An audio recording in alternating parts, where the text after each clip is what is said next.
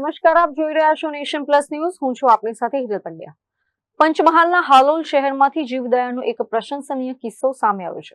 હાલોલની 101 colony વિસ્તારમાં આવેલી ઐતિહાસિક ચંદ્રકલા નામની ઊંડી વાવમાં એક ગાય પડી જતા અફરાતફરીનો માહોલ સર્જાયો હતો.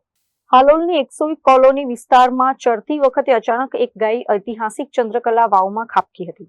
સ્થાનિક રહીશોએ ગાયનો અવાજ સાંભળતા જ તાત્કાલિક ફાયર વિભાગને આ અંગે કોલ દ્વારા જાણ કરી હતી. ત્યારબાદ ફાયર જવાનો જ્યારે ઘટના સ્થળે પહોંચ્યા ત્યારે સ્થિતિ ખૂબ જ પડકારજનક હતી. વાવ અત્યંત ઊંડી હોવાની સાથે તેમાં ગંદુ પાણી અને કચરો મોટા પ્રમાણમાં ભરાયેલો હતો. ગાય પાણીની સપાટી પર માંડ તરી રહી હતી અને ગમે ત્યારે ડૂબી જાય તેમ હતી.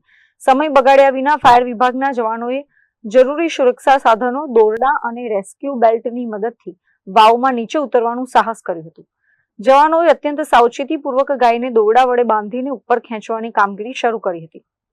ફાયર ફાઇટરોની અદ્ભુત કુશળતા અને સમય સૂચકતાના કારણે ગાયને સહેજ પણ ઈજા પહોંચાડ્યા વિના સુરક્ષિત રીતે વાવમાંથી બહાર કાઢી લેવામાં આવી હતી.